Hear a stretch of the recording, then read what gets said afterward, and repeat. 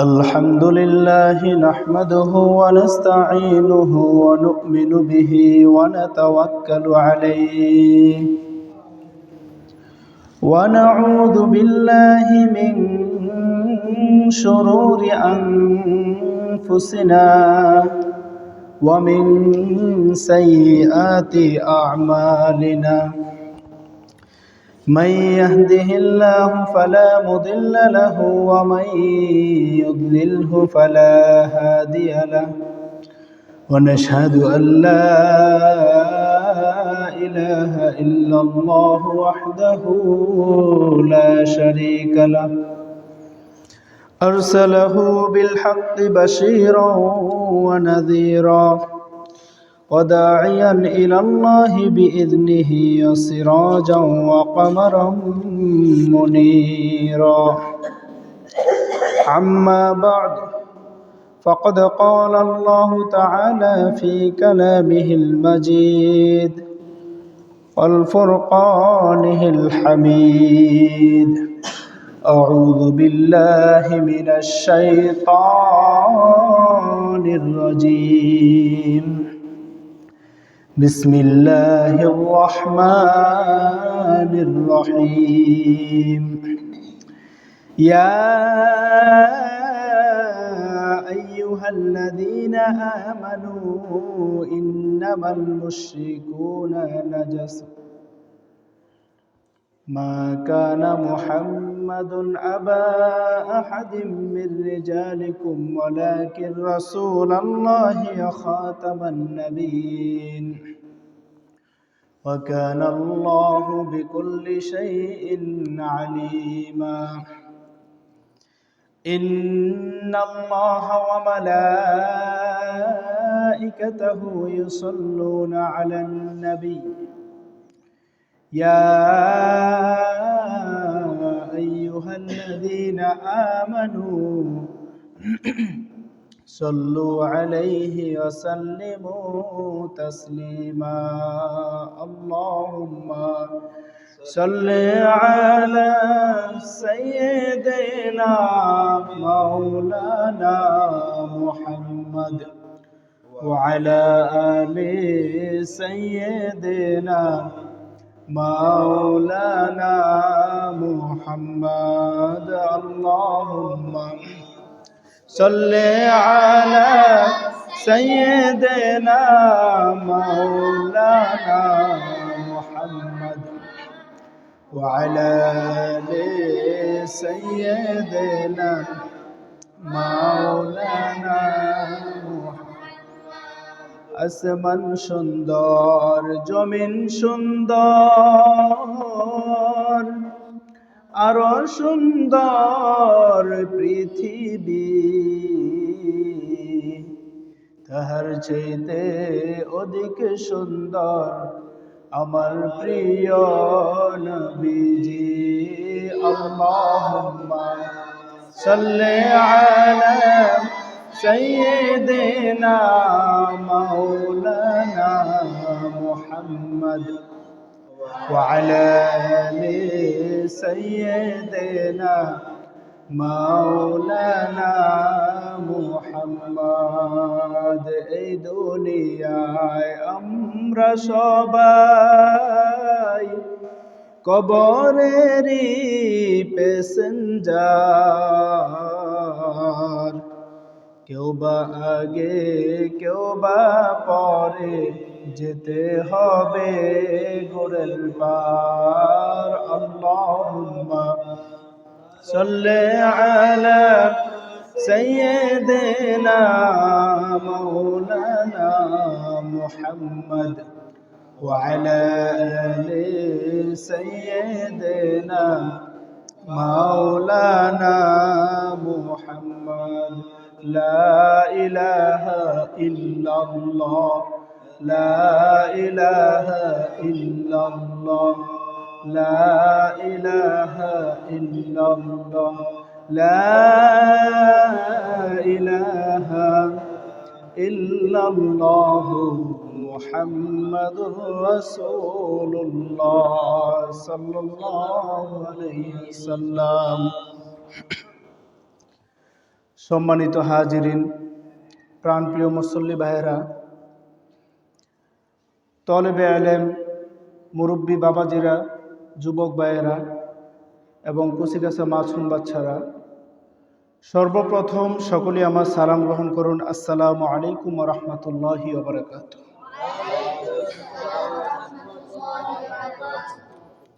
মহান আল্লাহ পাকের দরবারে অসংখ্য অগণিত শুকরিয়া যে আল্লাহ পাক রব্বুল আলামিন আমাদেরকে আবারও দীর্ঘ একটি সপ্তাহ পর পবিত্র জুমার দিন জুমার নামাজের উদ্দেশ্যে আগে মসজিদে আসার তৌফিক দান করেছেন এবং কিছু দিনই আলোচনা বলা এবং কি শোনার তৌফিক দান করেছেন। সেই জন্য সকলেই মন থেকে বলি আলহামদুলিল্লাহ। গত সপ্তাহ আমাদের ধারাবাহিকভাবে যে আলোচনা চলছিল ঈমান ভঙ্গের কারণ, ঈমান ভঙ্গের যে 13টা কারণের কথা আমি উল্লেখ করেছিলাম, তার ভিতর থেকে প্রথম 2টা নিয়ে আলোচনা হয়েছিল। ঈমান ভঙ্গের 13টা কারণ, আবারও এক এক করে সবগুলা নাম বলবো ইনশাআল্লাহ। ধারাবাহিকভাবে একটা একটা করে সামনে অগ্রসর হব পরবর্তীতে। সবচাইতে বড় ঈমান ভঙ্গের কারণের ভিতরে হচ্ছে 3টা। 1 নাম্বার হচ্ছে আন নিফাক, 2 নাম্বার আল কুফর, 3 নাম্বারে আশিরক। এগুলাকে বিস্তারিত টানতে যে 1 নাম্বার হচ্ছে আশিরকু বিল্লাহ, আল্লাহর সাথে শিরিক করা। 2 নাম্বার আল্লাহ এবং বান্দার মাঝে মাধ্যম স্থির করা। এই বিষয়েও গত সপ্তাহে অনেক আলোচনা করেছিলাম যে আল্লাহকে পাইতে হইলে মনে করা যে অমুক ব্যক্তিকে দিয়ে আল্লাহকে পাবো বা অমুকের মাধ্যমে আল্লাহর কাছে যাব, এটা করলেও আমাদের ঈমান ভঙ্গ হয়ে যাবে। 3 নাম্বার হচ্ছে কাফিরদেরকে কাফের মনে না করা। আজকে শুরুতে যে কোরআনের আয়াতটা বলছিলাম, ইয়া আইয়ুহাল্লাযীনা আমানু ইন্নামাল মুশরিকুনা নাজাস। আল্লাহ তাআলা কোরআনে পাকে বলেন, ওহে বিশ্বাসীগণ, ওহে ঈমানদারগণ, মুশরিকরা হলো অপবিত্র। যারা মুশরিক কাফের তারা হচ্ছে অপবিত্র। এটা আমাদেরকে আল্লাহ তাআলা কোরআনে পাকে নিজেই বলে দিয়েছেন। আর আমরা যদি এটাকে অস্বীকার করি, মুশরিকদেরকে মুশরিক মনে না করি, কাফেরদেরকে কাফের মনে না করি, তাহলে আমাদের ঈমান থাকবে না। 4র্থ নাম্বার হচ্ছে ইসলামের কোনো বিষয় ঠাট্টা করা, মস্করা করা। 5মে জাদু বা মন্ত্র করা। 6 নাম্বার হচ্ছে কাফির মুশরিকদেরকে সহযোগিতা করা। এই বিষয়ে ইনশাআল্লাহ আজকে আলোকপাত করব। 7 নাম্বার হচ্ছে মহানবী সাল্লাল্লাহু আলাইহি ওয়াসাল্লাম জীবন ব্যবস্থা ও আদর্শকে অপছন্দ করা। নবীজি সাল্লাল্লাহু আলাইহি সাল্লামের যে জীবন ব্যবস্থা, যে আদর্শ রেখে গিয়েছে, সেটাকে অপছন্দ করা। 8 নম্বরে কাউকে আল্লাহর ভালোবাসার ন্যায় ভালোবাসা, তার মানে আল্লাহকে যেই পরিমাণ ভালোবাসা দরকার ওইরকম দুনিয়াবি কোনো ব্যক্তিকে বা অন্য কোনো মাখলুককে ভালোবাসা। 9 নম্বর হচ্ছে ইসলাম ব্যতীত অন্য ধর্মকে উত্তম মনে করা। 10 নম্বর আল্লাহর মনোনীত ধর্ম ইসলাম, অন্য ধর্ম নয়। এই কথা যা যদি বিশ্বাস না করি তাহলেও আমাদের ঈমান ভঙ্গ হয়ে যাবে। 11 নম্বর আল্লাহর দ্বীন থেকে বিমুখ হওয়া, ইসলাম থেকে মুখকে ঘুরিয়ে নেওয়া। 12 নম্বর হচ্ছে একমাত্র মহানবী সাল্লাল্লাহু আলাইহি সাল্লামের আদর্শে আদর্শবান হওয়া, অন্য কারো আদর্শে মেনে চলা যাবে না। 13 নম্বর আল্লাহর পরকালে পুরস্কার শাস্তিকে বিদ্রূপ করা। আল্লাহ তাআলা পরকালে যে শাস্তি পুরস্কার দিবেন এটাকে বিশ্বাস করা, এটা নিয়ে কোনো অবিশ্বাসে কোনো কিছু করা যাবে না, পরিপূর্ণরূপে এটাকে বিশ্বাস করতে হবে। আল্লাহ তাআলা এখানে কোরআনে পাকে যেহেতু বলে দিয়েছেন, ইয়া আইয়ুহাল্লাযীনা আমানু ইন্নামাল মুশরিকুনা নাজাস,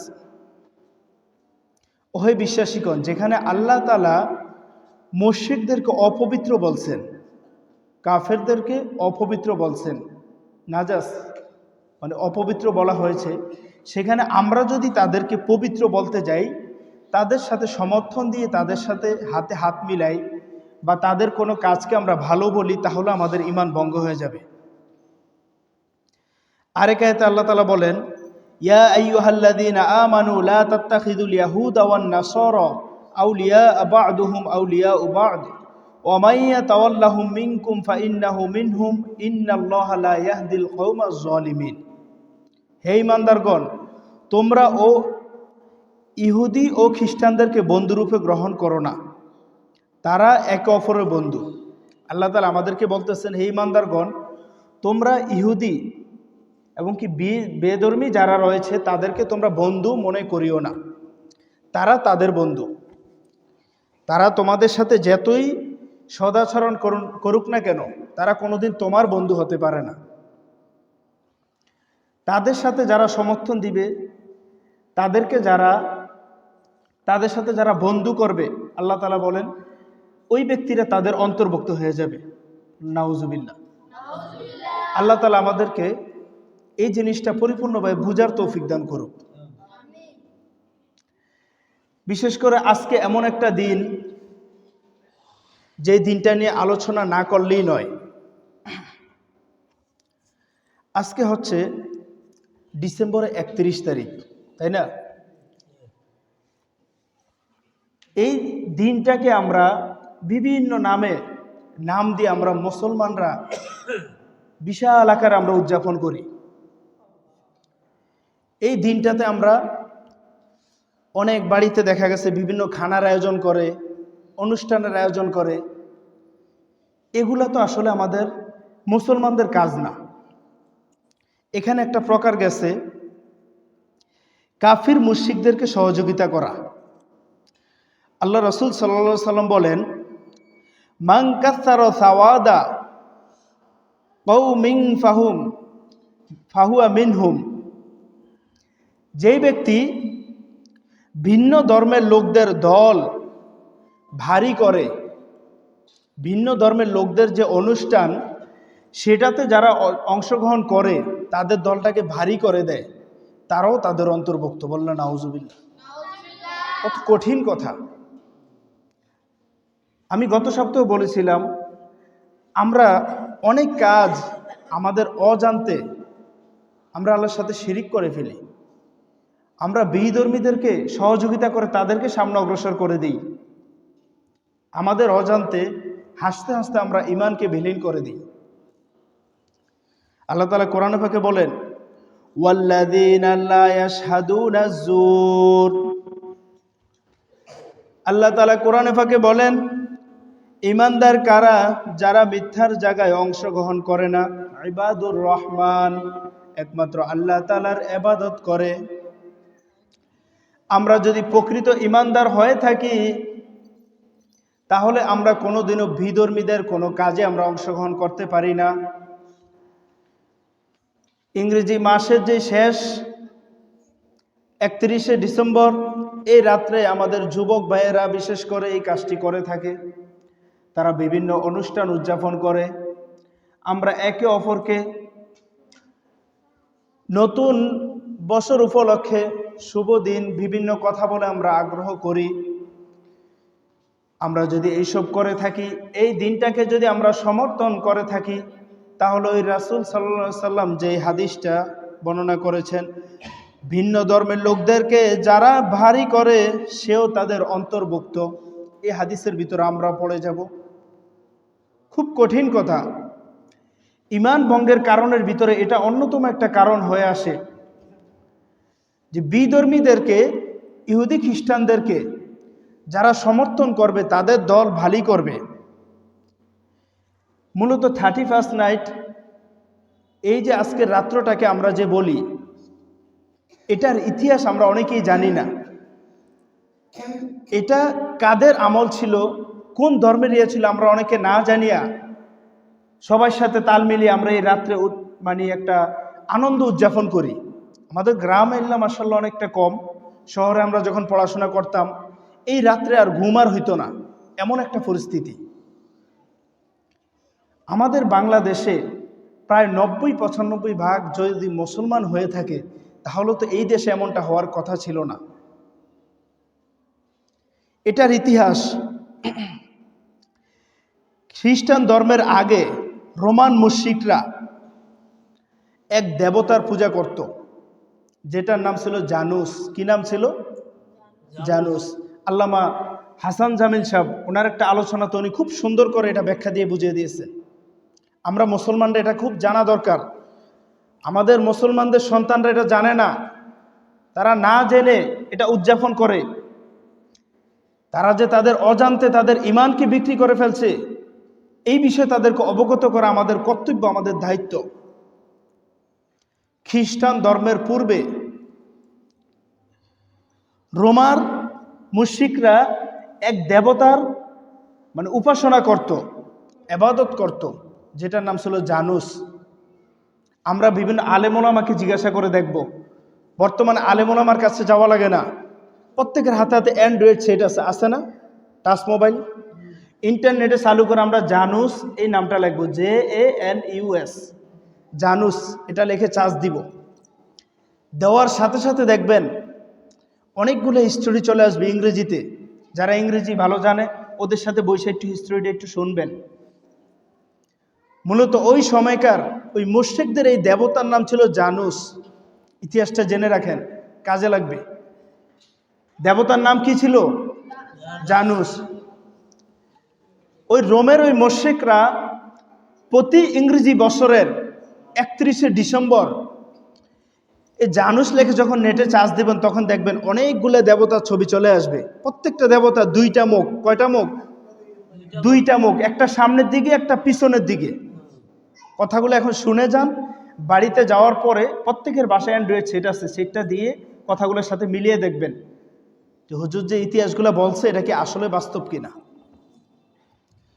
অনেকগুলা দেবতা চলে আসবে, কতগুলা মুখে দাড়ি থাকবে, কতগুলো এমনে থাকবে। প্রত্যেকটা দেবতা দুইটা মুখ, একটা সামনে একটা পিছনে। রোমের সেই মুশরিকদের ইবাদত ছিল এটা। তারা প্রতি ইংরেজি বছরের শেষ দিন 31শে ডিসেম্বর রাত্রে 12টার আগে তারা পিছনের যে মুখটা, সেই মুখটার কাছে যে তারা কৃতজ্ঞতা প্রকাশ করত। তারা মনে করত এই যে জানুস যে দেবতা, এই দেবতাটা তাদের রিজিক দেয়। কি দেয়? আমাদের পার্শ্ববর্তী অনেক ধর্ম আছে, হিন্দু ধর্ম, আমরা অনেকেই জানি। হিন্দুরাও কিন্তু মনে করে তাদের একটা লক্ষ্মী দেবী আছে, তাই না?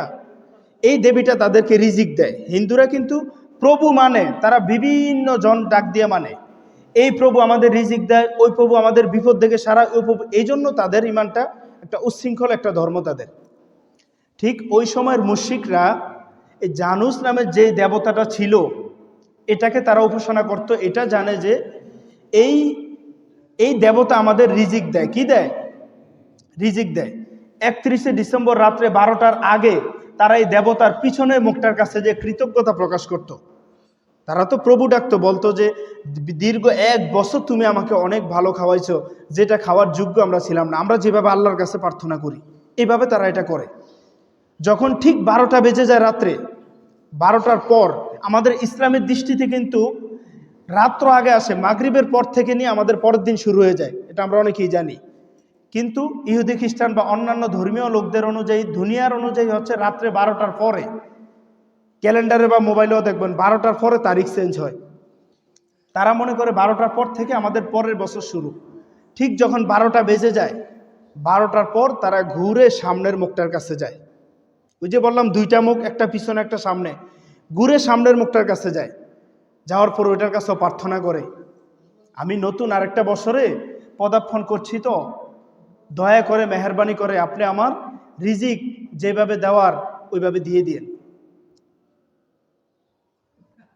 এখন আমাদের মুসলমানের সন্তানরা, আমাদের মুসলমানের ছেলেরা, আমরা যে 31st নাইট যে পালন করি, একটাবার চিন্তা করেন তো এটা কাদের ইবাদত ছিল? আমরা অধিকাংশ মানুষ এই ইতিহাস জানিই না। এই জন্য বলে দিলাম যে নেটে যে চার্জ দিবেন, জানুস লিখে চার্জ দিবেন, দেখবেন অনেকগুলো হিস্টোরি চলে আসবে। আসলে ইবাদতটা কাদের, এটা ওই হিস্টোরিগুলো পড়লে আপনি স্পষ্ট হতে পারবেন, ক্লিয়ার হতে পারবেন। আমরা যে ইবাদতগুলো করছি, এখন নাম হেনা চেঞ্জ হয়েছে। ওই সময় তারা জানুস নামে দেবতার পূজা করত। এখনো আমাদের মুসলমানের বাচ্চারা 31শে ডিসেম্বর রাত্রে 12টার আগ থেকে নিয়ে তারা অপেক্ষা থাকে কখন 12টা বাজবে। একটু মিলিয়ে দেখেন, হিসাব মিলিয়ে দেখেন ওদের সাথে আমাদের সাথে কতটুকু পার্থক্য। শুধু নামটা আমরা চেঞ্জ করে নিছি। তারা জানুস দেবতার আবাদত করত, তারা মোশরিক ছিল, সবাই তাদেরকে প্রকাশ্যে মোশরিক বলতো। আর আমরা আজকে মুসলমানের সন্তান হয়ে আমরা 31st নাইট বলে এটাকে উদযাপন করছি। এটা কি মূলত আমাদের উদযাপন করা দিন?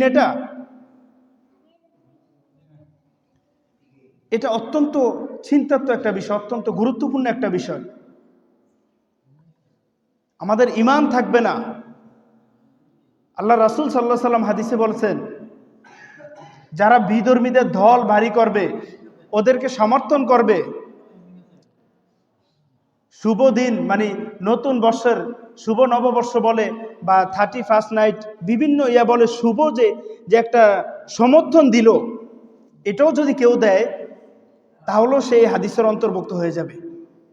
যে সে যদি ইহুদি খ্রিস্টানদেরকে সমর্থন করে, তাদের দলকে ভারী করে, এই ইবাদতটা তো আমাদের না, এটা তো ছিল ওই সময়কার মুশরিকদের। তারা ওই মুক্তিকে পূজা করত, মুক্তির কাছে দোয়া চাইতো। আমরা কি বুঝে আজকে এটা উদযাপন করছি? তাদেরকে যারা সমর্থন করবে তারা তাদের অন্তর্ভুক্ত, বললেন নাউজুবিল্লাহ।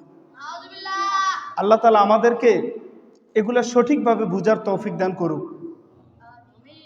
খবরদার মুসলমান, আমরা নিজেদেরকে, গত সপ্তাহে আমি কথা বলেছিলাম, আমরা নিজেদেরকে মুসলমান দাবি করি।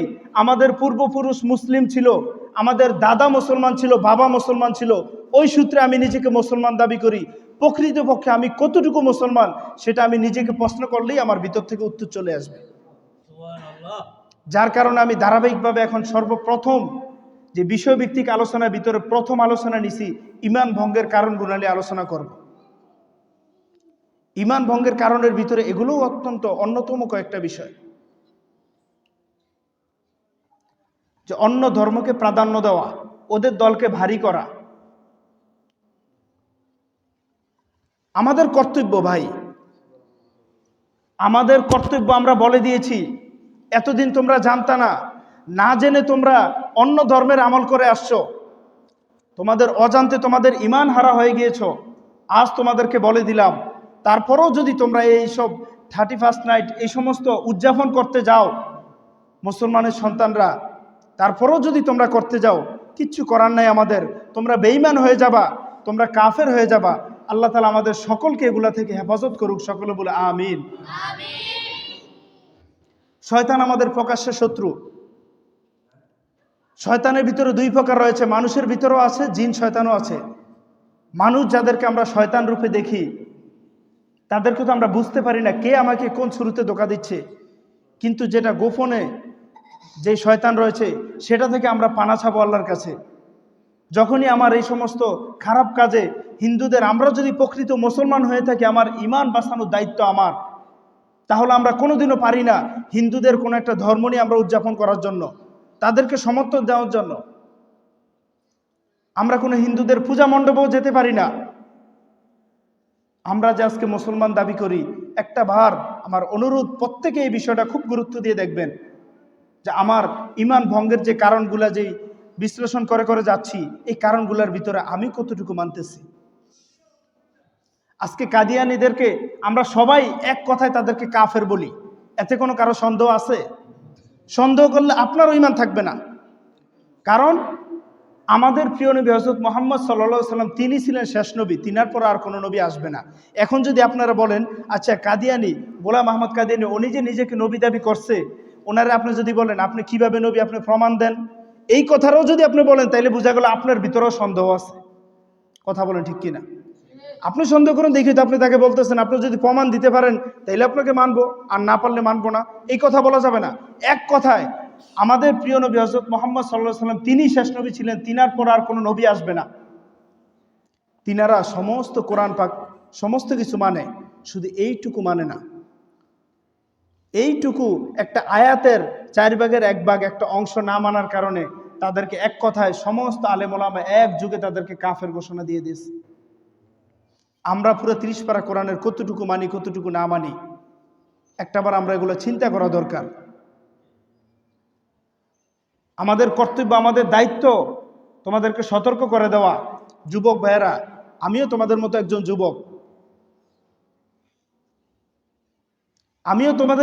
যুবক, তোমরা এতদিন না জেনে এগুলা করে আসছো।